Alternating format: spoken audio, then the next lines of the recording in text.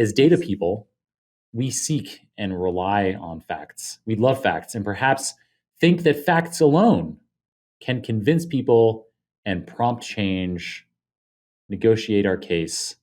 What are the facts missing, Cole, to make an impact? Story. So not everybody craves facts. When for those in analytical roles, that can be a hard thing to wrap one's head around. But people want to feel a part of something, and that's hard with a number.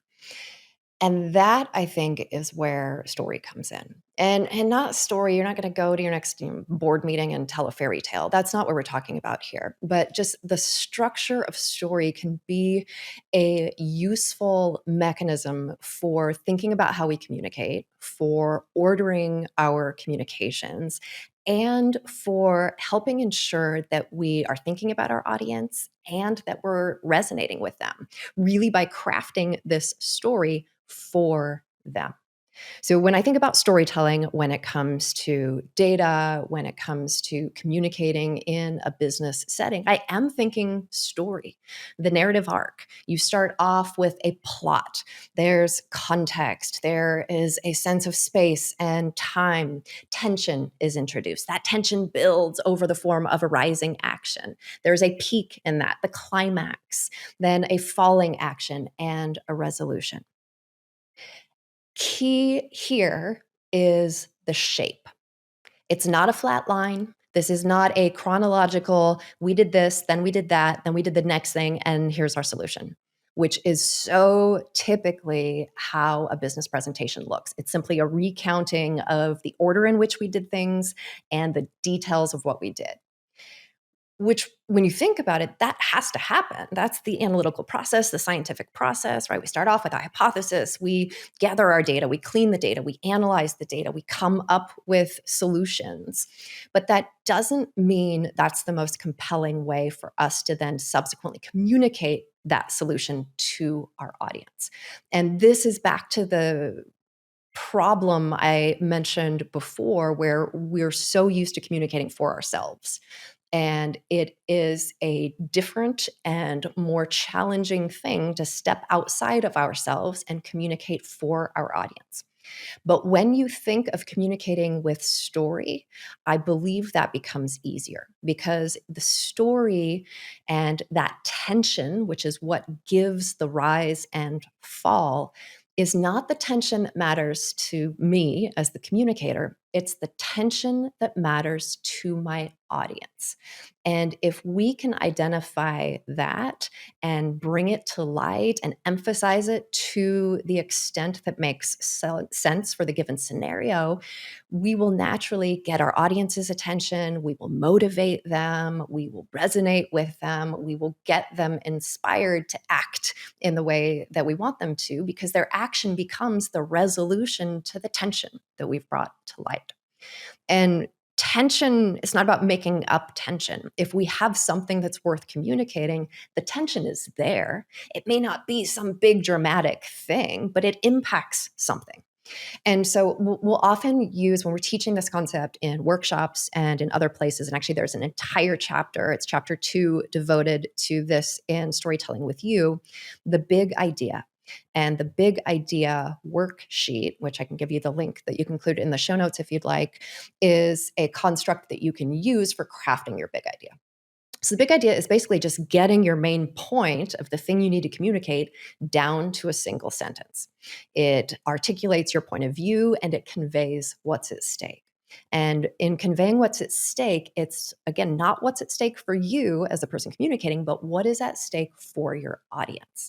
And once you've taken the time to craft this, it becomes that guiding North Star for the planning of the rest of your content. Because now you can ask yourself, for this piece of data, for this fact, for this part of the research, for this context, does it help me get my big idea across?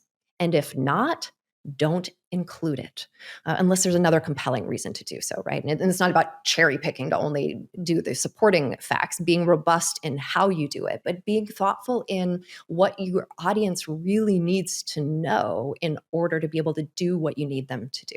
And so when you think of that through their eyes or through their viewpoint, and you craft your message that way, and now you plan content that's going to help you get that message across, then you can say, now what order is going to help me do that? And that's where story can come in, because so often, if we're storyboarding, we're planning our presentation, so often the first order we choose does look like that linear path that I talked about. And this is where we can think about, what if we flip that on its head? What if we start with the ending? What does that look like? When could that be successful?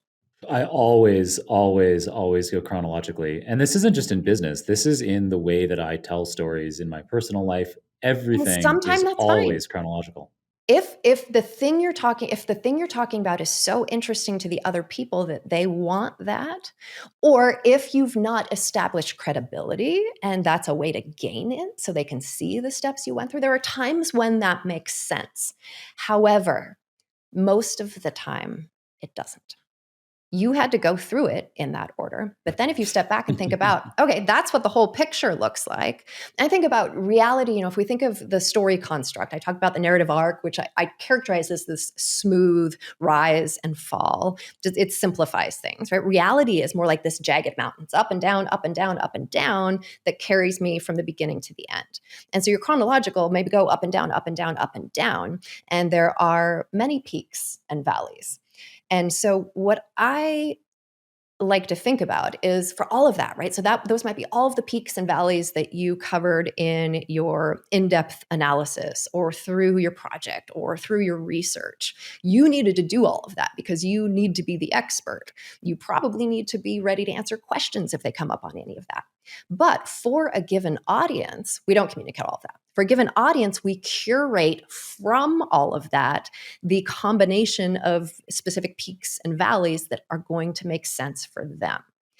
And people's heads may already be going there, but that means for two vastly different audiences who care about totally different components, it might be a different combination of things that you include. Right? If I am trying to get project approval for something that's going to be a huge investment, that's going to look much different if I'm going to my finance partner who controls the budget than it's going to be if I go to HR who needs to develop training, then if I go to marketing who's going to need to be able to sell it in each of these areas has their own needs, their own things they care about. And when it's really important and when the needs are sufficiently different, it might mean crafting different things for those different audiences. Or when that's not possible, then you want to find the Venn diagram of where their needs overlap and figure out how to communicate from that point, and then maybe get into more details that are specific to the given audience.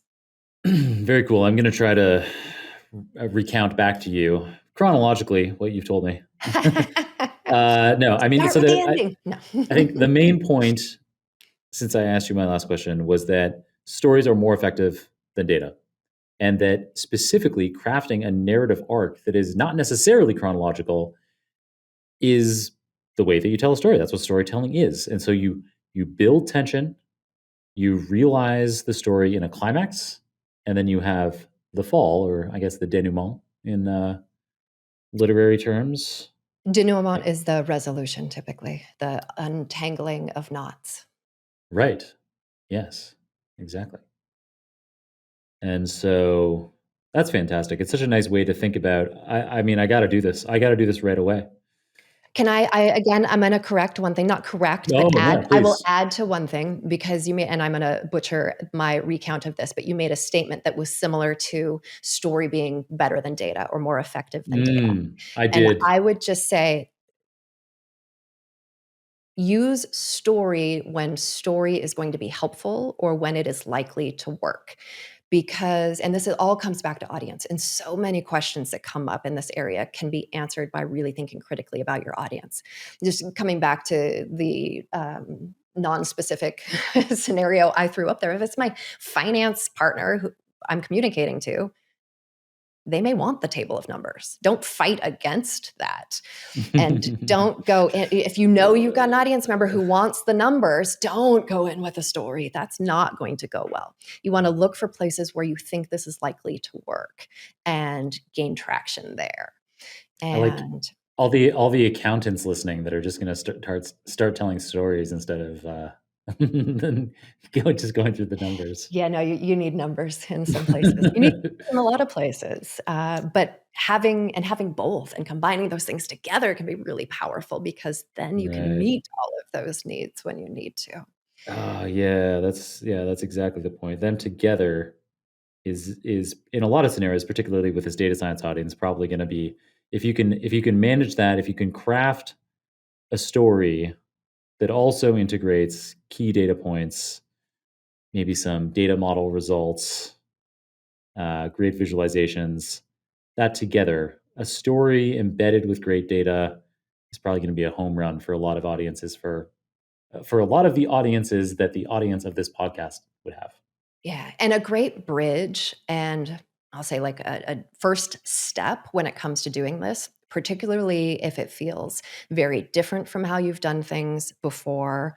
One, I will say when you're first starting out and you're trying to gain success and traction and you're playing around with it, it can be easier to do it for a new project than something that's existing, right? Because people tend to resist change. And so if you take something that's always been done a certain way and now you want to flip that on its head, that's not always a super successful scenario. Another stepping point can be, and let's say it's a scenario where there's a pretty strong accepted format that people in your organization or in your team would use to communicate the results of an analysis or a study or a research project of some sort.